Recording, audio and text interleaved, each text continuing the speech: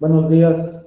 Pues vamos a retomar lo que estábamos viendo el día de ayer. Voy a repetir algunas cosas.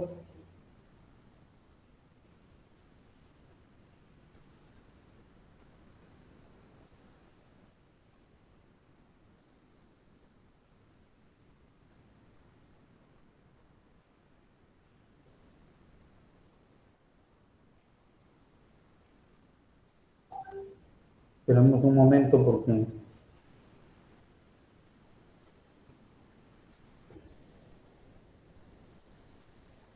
Ok.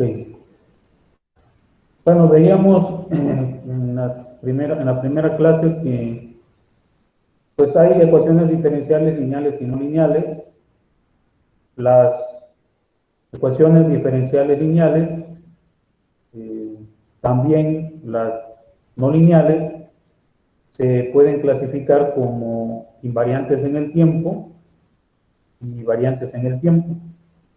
Una ecuación diferencial lineal invariante en el tiempo, pues es una ecuación en la que la variable dependiente y sus derivadas aparecen como combinaciones lineales. Un ejemplo de ello, pues es esta ecuación diferencial, la segunda derivada de x respecto de t más 5 veces la derivada de x con respecto de t más 10x igual a 0. También se le denomina invariante en el tiempo porque, bueno, esta es una ecuación diferencial con coeficientes constantes y los coeficientes pues no varían de ninguna manera. Bueno, una ecuación diferencial lineal que varía con el tiempo, pues en ese caso la variable dependiente y sus derivadas continúan apareciendo como combinaciones, pero algunos de los coeficientes pueden involucrar a la variable independiente. Por ejemplo, esta ecuación diferencial, la segunda derivada de x con respecto de t, más 1 menos el coseno de 2t por x es igual a 0. En este caso, observen ustedes que la diferencia entre una ecuación diferencial invariante en el tiempo y una ecuación diferencial variante en el tiempo es el hecho de que, pues en la ecuación diferencial variante en el tiempo aparece de forma explícita la variable independiente, en este caso la variable t. Bueno, para que una ecuación diferencial sea lineal, pues en la misma no deben de aparecer ni potencias, productos entre la variable independiente y sus derivadas, por ejemplo, o cualquier otra función de la variable dependiente de sus derivadas, como puede ser un logaritmo, una exponencial, alguna función trigonométrica. Bueno, una ecuación diferencial no lineal, pues es aquella que no es lineal. Algunos ejemplos, pues en el caso del primero, pues aparece un coeficiente acompañando la primera derivada de x con respecto al tiempo, que es x cuadrada menos 1. Por el hecho de aparecer este cuadrado, esta ecuación diferencial es no lineal. Y además notamos que no aparece de forma explícita la variable de tiempo t, por lo que esa ecuación diferencial es no lineal e invariante en el tiempo. La segunda ecuación diferencial, pues es una ecuación diferencial también no lineal por este término, x al cubo, y es variante en el tiempo porque aparece en forma explícita la variable de tiempo t, ¿verdad? También a una ecuación diferencial como esta que no varía en el tiempo, se le denomina autónoma, y esta ecuación diferencial que varía con el tiempo se denomina no autónoma.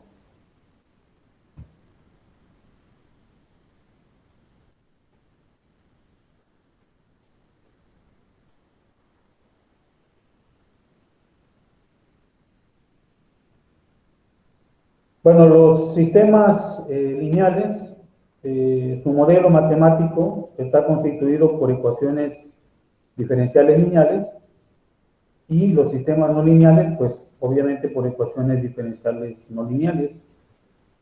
Bueno, lo que destaca de un sistema lineal, o la propiedad más importante de ellos, es que aplica el principio de superposición, el cual de manera general pues establece que la respuesta que se produce por la aplicación simultánea de dos funciones en la entrada que sean diferentes, pues es la suma de dos respuestas individuales.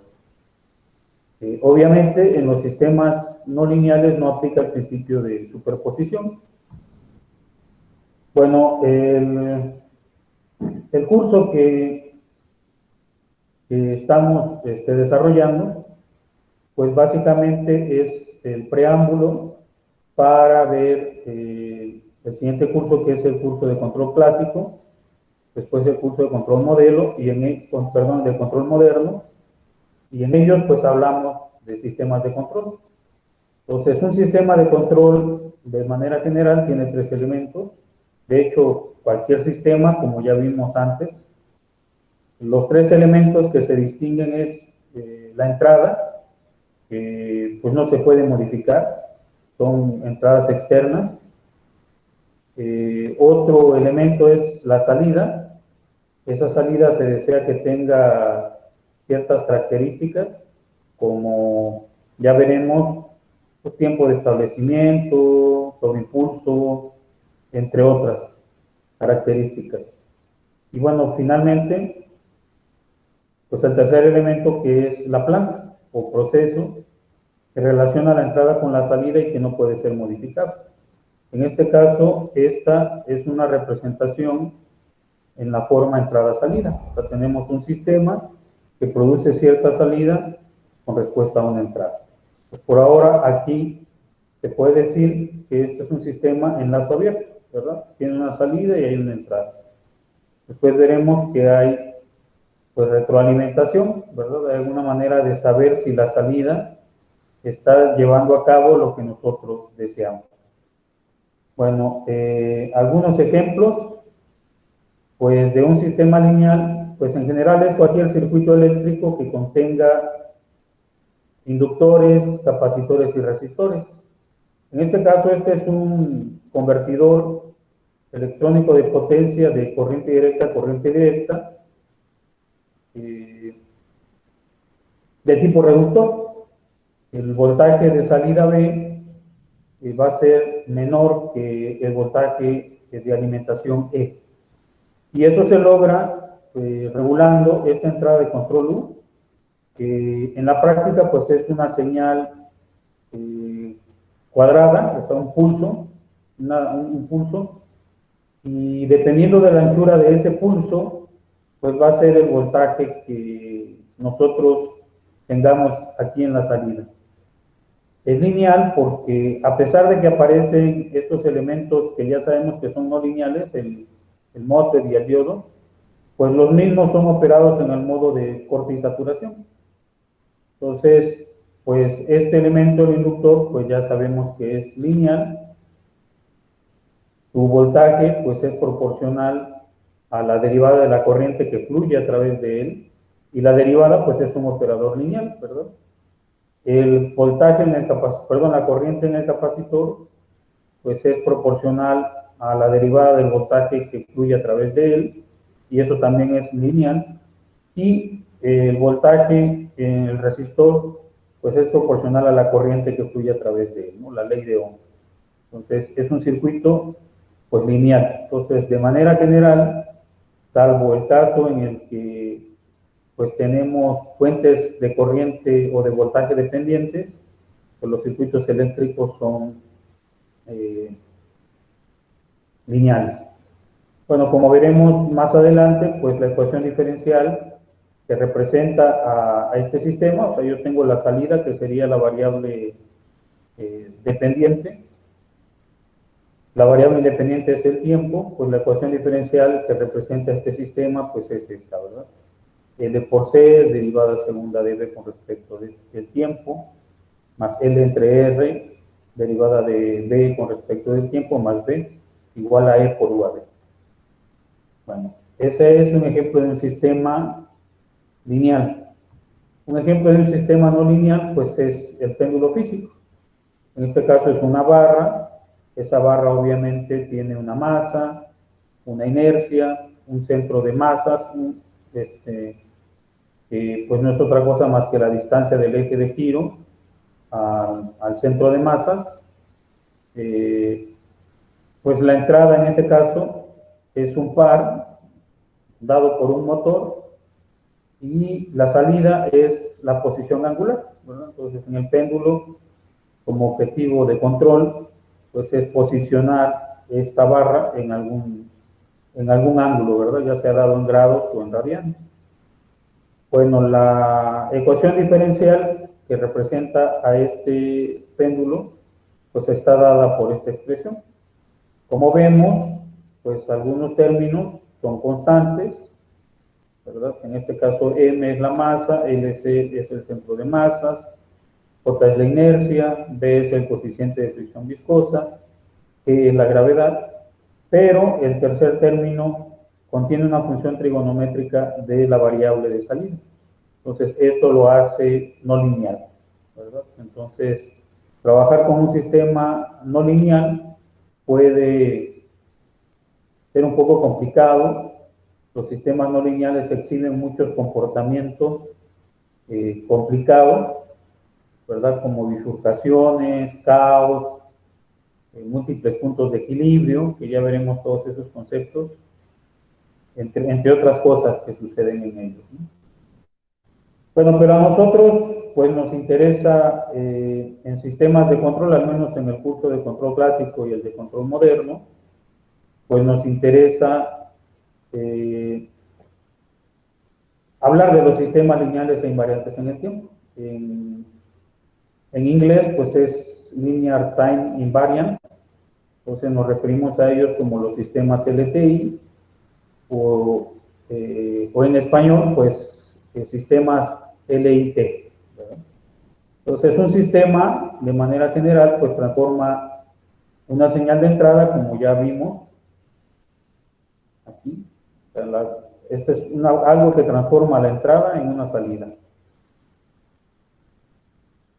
Entonces, pues si la salida del sistema es Y y su entrada es X, pues la relación entre ambas variables puede expresarse de esta manera, ¿verdad? Y de t es igual a alguna transformación t de x de t.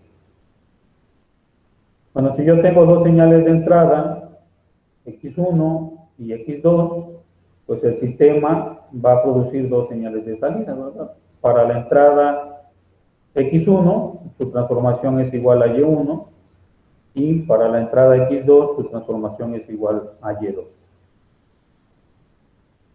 Bueno, respecto a un sistema lineal, pues el mismo es aquel en el que aplica el principio de superposición.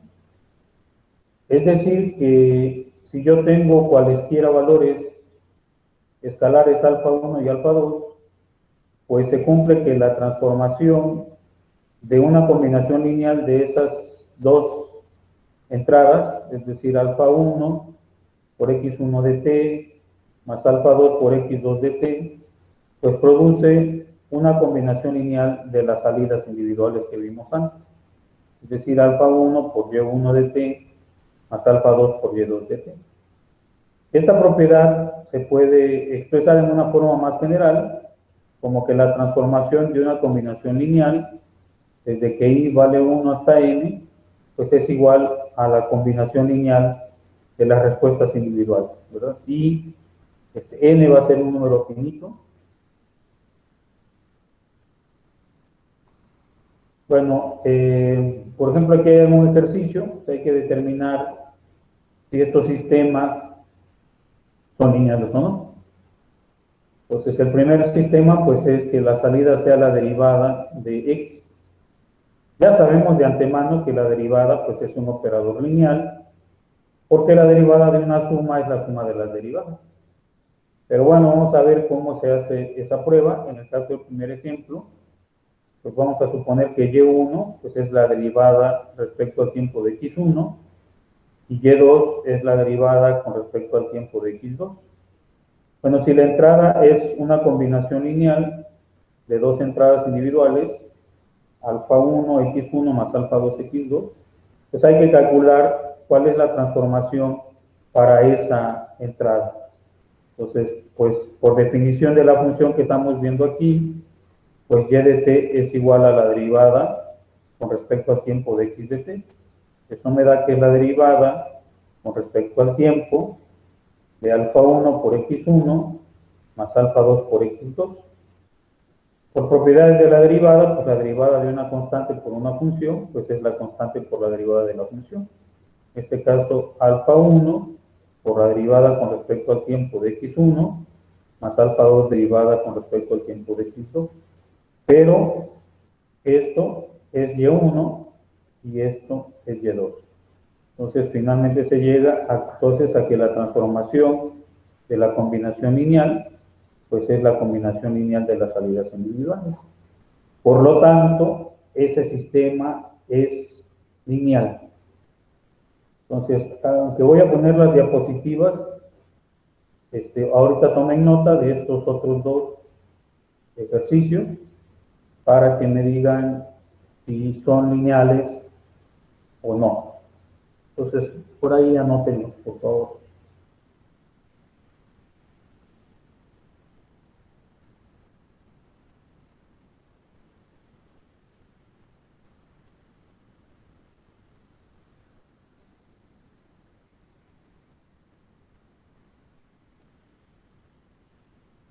Bueno, continuando, pues un ejemplo de un sistema lineal invariante en el tiempo, pues es este circuito constituido por dos fuentes de voltaje y pues 5 resistores, ¿verdad? Entonces, vamos a suponer que yo deseo encontrar cuál es el voltaje B, es decir, el voltaje a través de R4. Y si ustedes recuerdan de la teoría de circuitos, pues hay una técnica de análisis que se llama precisamente superposición.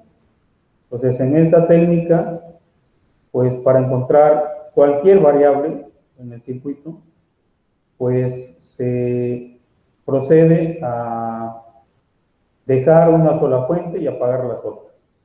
Por cada fuente de voltaje que se apaga, pues se sustituye por un cortocircuito, y por cada fuente de corriente que se apaga, pues se sustituye por un circuito abierto. En este caso son dos fuentes de voltaje. Para encontrar B, digamos, va a ser una B1, que es el voltaje debido a E1. Apagamos esta fuente, pues aquí va a quedar un corto, R5 queda en paralelo con R4 y así sucesivamente, pues se va a sacar cuál es el voltaje en R4, ¿no? Se puede utilizar alguna técnica como nodos, mallas, o simple y sencillamente pues combinaciones paralelo y demás y regresarse, ¿no? Entonces, pues lo mismo para E2, ¿verdad? Va a producir un voltaje B2, aquí va a quedar un corto y hacer lo mismo. Entonces, ya sabemos que en la técnica de superposición el voltaje B pues va a ser igual al voltaje B1 que produce la fuente E1 más el voltaje E2 que produce la fuente E2. Bueno, también aquí ustedes van a completar el ejercicio, pero ese circuito pues es lineal, como ya dije.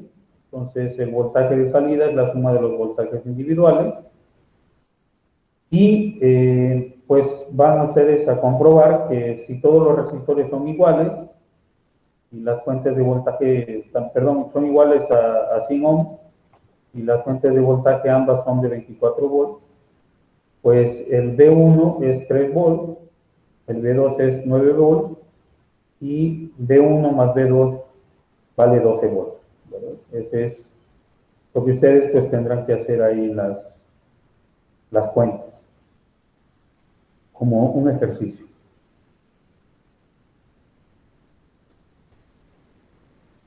Entonces, pues repito, aquí les dejo el circuito para que lo vean, lo copien. todos los resistores valen 100 ohms, las fuentes valen 24 volts, y se trata de encontrar B por el principio de superposición. En este caso B1 vale 3 volts y B2 vale 9 volts.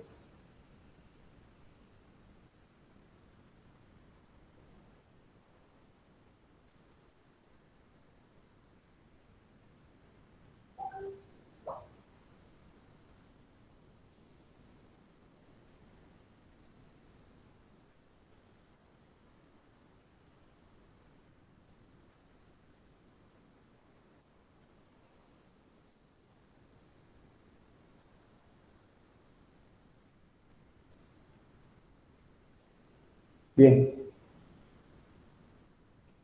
Bueno, ahora ya vimos que es un sistema lineal. Bueno, ¿qué pasa con la invarianza en el tiempo? Pues ya sabemos que un sistema invariante en el tiempo, pues es que los parámetros pues no cambian con el tiempo, ¿verdad? En el caso de una ecuación diferencial, pues sus coeficientes son constantes, pero pues de manera, pues se puede decir matemática, pues un sistema es invariante en el tiempo si al retardar la entrada en una cantidad t sub 0, atrasar o adelantar, pues la salida se retrasa en la misma cantidad de tiempo. Es decir, la transformación de x de t menos t0 es y de t menos t0. Pues ya sabemos que y de t es la transformación de x de t. Lo repito, es invariante en el tiempo si retardamos la entrada, la salida se retarda en la misma cantidad. Entonces, otra vez, para los mismos ejemplos de antes, pues se pide determinar si esos sistemas son invariantes en el tiempo. Entonces, por ejemplo, la derivada con respecto al tiempo de x de t, pues hay que ver si es invariante en el tiempo, lo mismo para x de menos t y lo mismo para x de t más 1. Entonces, bueno, la solución a estos ejercicios pues son las siguientes, ¿no? En el caso del primero, pues la respuesta a x de t menos t0 es la derivada de x de t menos t0. Bueno, por otro lado, la salida desplazada en el tiempo, pues es también derivada con respecto al tiempo de x de t menos t0. Por lo que este sistema, pues es invariante en el tiempo. Bueno, para el ejemplo en donde y de t vale x de menos t, pues la respuesta a x de t menos t0, pues es x de menos t menos t0. Eso me da x de menos t más t0. Bueno, si yo desplazo la salida correspondiente a x de t, pues resulta ser que y de t menos t0 es x de t menos t0. Pero lo que reemplazamos acá, pues obviamente son distintos, ¿verdad? Difieren en el signo, en los signos. Pues como no son iguales, pues eso implica que el sistema es variante en el tiempo. Bueno, para el otro ejemplo, y de t igual a x de t más 1, pues la respuesta a la entrada desplazada, pues es x de t menos t0 más 1, y bueno, la respuesta desplazada correspondiente a x de t también es y de t menos t0 igual a x de t menos t0 más 1, aquí me faltó el más 1, por lo que ese sistema pues es invariante en el tiempo también.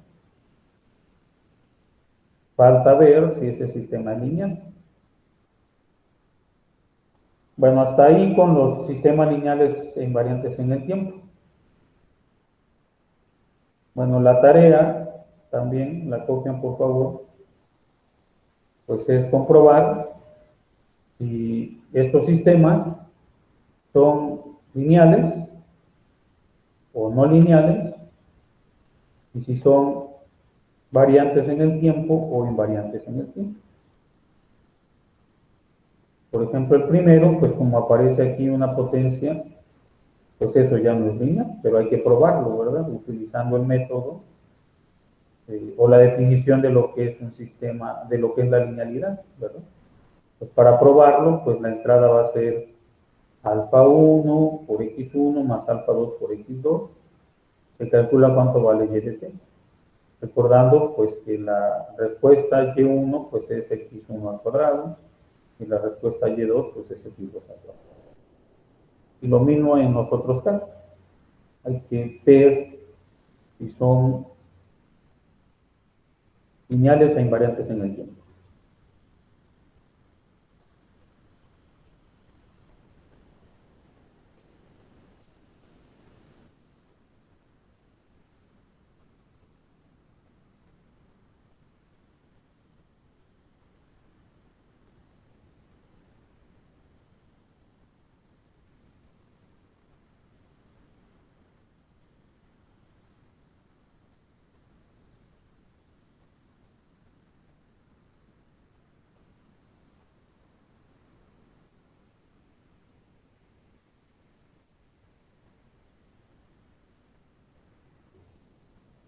Bueno, esperando que ya los hayan copiado, pues continuamos. Bueno, vamos a ver ahora pues, lo que es el concepto de una función de transferencia. Bueno, de manera general, un sistema dinámico, lineal e invariante en el tiempo, de una entrada y una salida, que nos interesa por ahora. Los sistemas pueden ser de múltiples entradas y múltiples salidas, pero ahorita por lo pronto vamos a enfocarnos en el de una entrada y una salida, que le denomina de tipo SISO, SISO, por sus siglas en inglés, Single Input, Single Output. Bueno, ese sistema, pues, lo representa una ecuación diferencial lineal con coeficientes constantes, de este estilo, ¿verdad? A0 por la enésima derivada de y, más A1 por la enésima menos 1 derivada de y así sucesivamente, hasta más A sub n menos 1 por y punto, o la primera derivada de y, más A sub n por y, pues va a ser igual a B0 por la enésima derivada de u, más b sub 1 por la m menos 1 derivada de y, así sucesivamente hasta b menos 1, b sub m menos 1 por la primera derivada de u, más b sub m por u. Entonces, incluye derivadas tanto de la entrada, ¿verdad? U es la entrada, es escalar, y y es la salida. Entonces, incluye derivadas tanto de la entrada como de la salida. Esa es la ecuación diferencial general que representa un sistema lineal e invariante en el tiempo. Bueno, la función de transferencia de este sistema, pues resulta ser que es el cociente de la transformada de Laplace de la salida y entre la transformada de Laplace de la entrada u, pero con condiciones iniciales cero. Entonces, si yo aplico la transformada de Laplace, bueno, le vamos a llamar a la función de transferencia GDS, que es la transformada de Laplace de la salida entre la transformada de Laplace de la entrada. Es decir, YDS, que sería la transformada de Laplace de la salida, entre UDS, que es la transformada de Laplace de la entrada. Bueno, si yo aplico la transformada de Laplace a la ecuación 4, bueno, aquí dice 6, pero en realidad es 4, con condiciones iniciales 0, pues yo voy a tener esta expresión, ¿verdad? Recuerden que pues la transformada de Laplace de la enésima derivada de una función con respecto al tiempo, pues es s a la n por la transformada de Laplace de y menos la condición inicial de la función evaluada en 0 por s a la n menos 1 y así sucesivamente. Pero aquí, como son condiciones iniciales 0, pues solamente queda el término de la potencia s a la n. Entonces es A0 s a la n por y de s, más A1 por s a la n menos 1 por y de s, más así sucesivamente, hasta a n menos 1s por y de s más a sub n por y de s.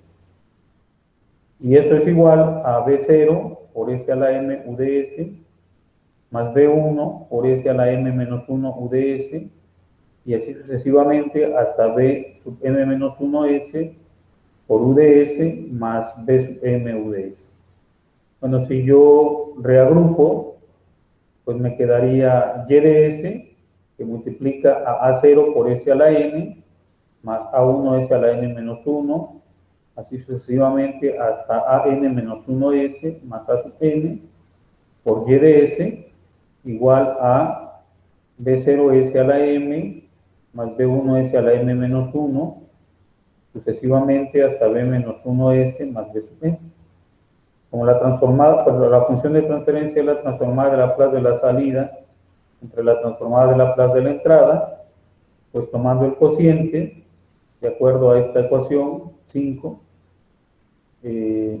pues me va a dar que G de S pues es B0 a la S a la M, perdón, aquí es M, me equivoqué, más B1 S a la M menos 1, más B sub M menos 1S más B sub M, sobre A0 S a la N, más A1 S a la N menos 1, y así sucesivamente hasta A sub N menos 1S, más A sub N. Entonces, es una función de variable compleja, como ya pueden ver. Un número complejo pues tiene una parte real y una parte imaginaria. Una función de variable compleja es a su vez un número complejo que tiene parte real y tiene parte imaginaria. Bueno, no debe de perderse de vista que esta función de transferencia dada en la ecuación 6, pues como decía, es una función de la variable compleja S, y bueno, G de S pues es el cociente de dos polinomios en la variable S, en este caso el de arriba de enésimo orden y el de abajo de enésimo orden. Puede también notarse que pues en el dominio del tiempo yo tengo una ecuación diferencial, ¿verdad? Y varía con el tiempo, o sea, es y de t y u de t. Entonces es una ecuación diferencial, y yo aplico la transformada de Laplace, pues paso esta ecuación diferencial al dominio de la frecuencia, y en el dominio de la frecuencia, pues esto es una ecuación algebraica, ¿verdad? Entonces, lo que estoy haciendo es transformar la ecuación diferencial a una representación que va a ser de tipo entrada-salida. Entonces, GDS relaciona la entrada con la salida, y en este esquema, aquí, pues la planta va a ser GDS, ¿no? Su entrada va a ser UDS y su salida YDS.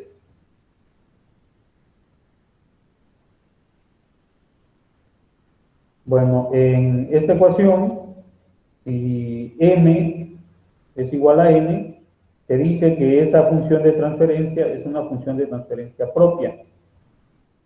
Si M es estrictamente menor que N, pues se habla de una función estrictamente propia. Si pasara que M es mayor que N, entonces se habla de una función impropia. Nosotros trabajaremos ya sea con funciones de transferencia propias o estrictamente propias.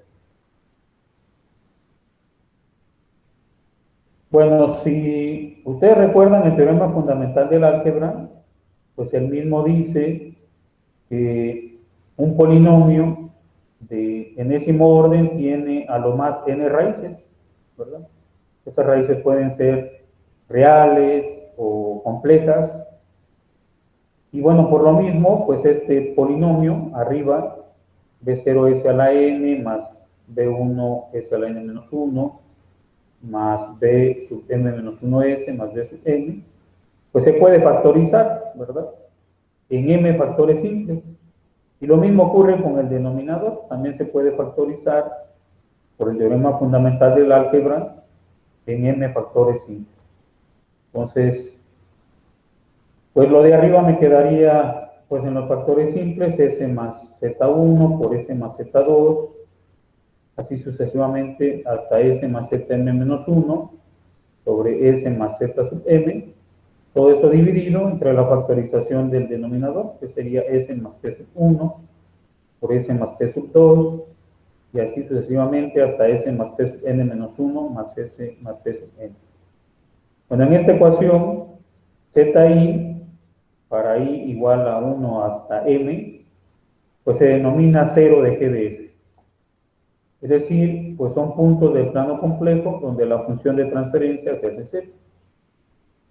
Bueno, los P sub I, también con I desde 1 hasta N, que puede ser complejo en general. Recuerden que los complejos incluyen a los reales, pues se denomina polo de G de S, y esos polos son puntos del plano complejo donde la función de transferencia se indefine, pues haciendo abuso, no nos vaya a oír un matemático, pues en ese caso se dice que G de S en esos puntos tiende a infinito o a menos infinito. Bueno, con el orden del numerador de la función de transferencia es menor o igual que el numerador, perdón, el numerador de la función de transferencia tiene un orden menor o igual que el orden del denominador, pues en general toda función de transferencia tiene el mismo número de polos y ceros, aunque en el caso de los ceros, pues no todos sean visibles en el plano completo, ¿sí? Por cada polo que no sea visible, pues existe un cero en el infinito. Bueno, ¿para qué nos va a servir eso? Pues tiene alguna utilidad. Bueno, cada uno de los polos y ceros se puede ubicar en el plano complejo y tradicionalmente cada polo pues es indicado por un pequeño, por una cruz, y cada cero mediante un pequeño círculo. En este caso, pues aquí hay 1, 2, 3 polos, ¿verdad? Y hay 2 ceros. Entonces, observen ustedes que los polos y ceros complejos ocurren en la forma de pares complejos conjugados, ¿verdad? Si hay un cero complejo aquí, pues hay caso equivalente acá, ¿no? En este caso aproximadamente el polo es en menos 1.5 más j 1.5 y en menos 1.5 más j 1.5, igual para los polos. Entonces ese es el mapa de polos y ceros. Bueno, ¿para qué nos sirve este mapa de polos y ceros? Pues para lo siguiente que vamos a ver, pero antes de ello vamos a hacer algunos comentarios sobre la función de transferencia. Bueno, para empezar, el concepto de función de transferencia solamente se aplica a sistemas lineales e invariantes en el tiempo. Estos pueden ser de una entrada y una salida, o de múltiples entradas y múltiples salidas. En el caso de los últimos, pues en realidad se habla de una matriz de transferencia. Bueno, la función de transferencia, pues es un modelo matemático, que a final de cuentas es lo que nos interesa en este curso. Pero ese tipo de modelo matemático es un modelo entrada-salida. Nos va a permitir analizar cómo puede ser la salida ante una determinada entrada. Por otro lado, la función de transferencia, pues es una propiedad del sistema en sí mismo. A un sistema lineal e invariante en el tiempo dado, pues le corresponde una y sola una función de transferencia. Bueno, lo que sí puede pasar es que una misma función de transferencia puede representar a más de un sistema. Ahora, la función de transferencia, pues si conocemos los polinomios, pues fácilmente la determinamos. Pero si no tenemos esas cantidades matemáticas, yo puedo determinar la función de transferencia de un sistema de manera experimental, utilizando un proceso que se denomina identificación. Bueno, ¿para qué sirve el mapa de polos y ceros? Pues de manera general para analizar la estabilidad absoluta de un sistema. Bueno, la principal preocupación de la ingeniería de control, no la única, pero la principal de todas es la estabilidad. ¿Sí? Esa es la preocupación fundamental. Nosotros debemos preocuparnos porque sea estable el sistema. Si no es estable el lazo abierto, hay que estabilizarlo de alguna manera. Bueno, ¿qué es la estabilidad? Pues es la propiedad que tiene un sistema de que después de haber permanecido en una situación de reposo o de movimiento, al ser perturbado, pues es capaz de regresar a esa situación de reposo o de movimiento en un tiempo finito. Bueno, un ejemplo de ello, no lo puse por acá, pues es el péndulo que estábamos comentando antes. Pues aquí el péndulo, si está vertical hacia abajo, digamos que no hay un actuador, gira libremente, pues yo ese péndulo, si lo subo a esta posición que tiene y lo suelto, el péndulo va a oscilar alrededor del origen y pasado un tiempo por la fricción se va a detener otra vez en la posición hacia abajo. Eso es la estabilidad. Perturbarlo significa sacarlo de esa posición, le pego un golpe, oscila y se detiene. Pues regreso a la posición de reposo que se tenía. Entonces, ese sistema, en ese caso, pues es estable. Ahora, el péndulo en realidad, como veremos, tiene dos posiciones que se le llaman de equilibrio, que es la posición hacia abajo y la posición hacia arriba. Si yo subo el péndulo a la posición hacia arriba, es decir, que Q sea pi, y lo suelto, pues el péndulo se va a caer y va a oscilar alrededor del origen, se va a detener. Pero en ese caso eso no es estable, porque debería de haber regresado a la posición de arriba. En este caso se queda hacia la posición de abajo. Entonces tiene dos casos de manera general del péndulo. Pero lo que nos interesa es la estabilidad, ¿verdad? Se le perturba, se alza, se suelta, oscila y regresa a la posición que tenía antes de que lo perturbara. Bueno, la estabilidad absoluta de un sistema lineal invariante en el tiempo, pues se puede determinar haciendo uso del mapa de polos y ceros, como se muestra a continuación. Bueno, tenemos el mapa de polos y ceros, y ese mapa de polos y ceros, o el plano complejo, lo vamos a dividir en tres regiones. La primera es el semiplano izquierdo del plano complejo, esta, y esa le vamos a denominar la región de estabilidad. La tercera, la segunda, perdón, zona es el eje imaginario, y la tercera es la región de inestabilidad, que es el semiplano derecho del plano complejo.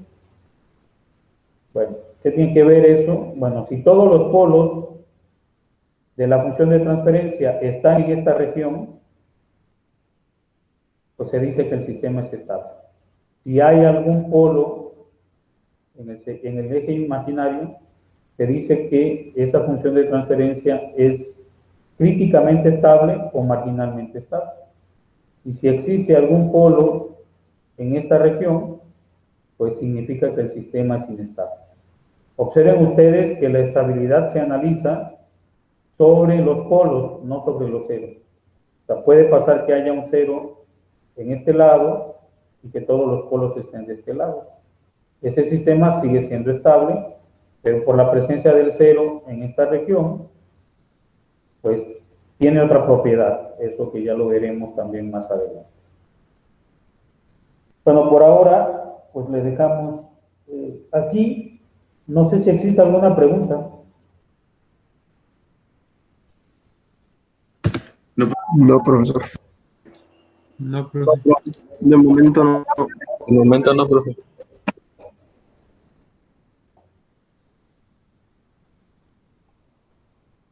Bueno, si no hay preguntas, entonces, pues nos vemos mañana.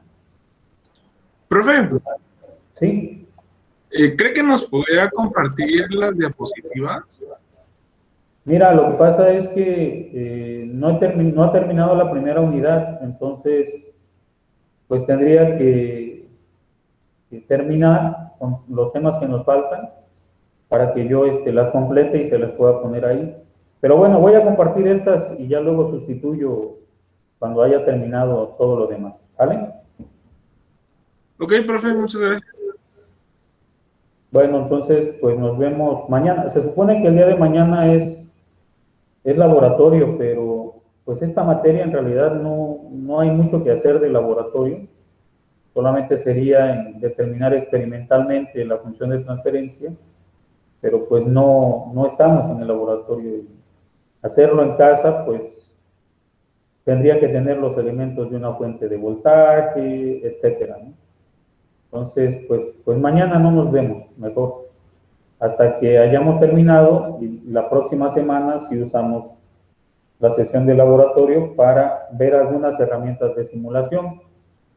Por ahí en el sitio de Classroom les subí un archivo comprimido que es un simulador Simnom, y ahí tienen las instrucciones para instalarlo. También les pediría que puedan instalar cualquier versión de MATLAB en sus computadoras, por favor, porque vamos a ver, por ejemplo, cómo determinar el mapa de polos y ceros de una función de transferencia utilizando MATLAB, ¿sí? Entonces, básicamente por ahora utilizaremos los simuladores Simnom y MATLAB. Si nos da tiempo, pues veremos un equivalente del MATLAB, que es una versión de software libre que se llama Scilab. Y hay muchos otros simuladores, ¿no? Por ejemplo, para sistemas electrónicos de potencia, está el PSIM, que también se puede descargar una versión de estudiante, y está el simulador Octave, no sé si les dio clase Richard, me imagino que por ahí a lo mejor ya lo utilizaron. Y Sí. pues hay otro simulador que es Modélica, ¿no? Entonces, pero por ahora les digo, vamos a utilizar MATLAB y si no. Entonces, pues nos vemos el día lunes. Que tengan un excelente día y un buen fin de semana. Gracias, profesor. Gracias, profesor. Profe. Igualmente, profe, gracias. Gracias, profe.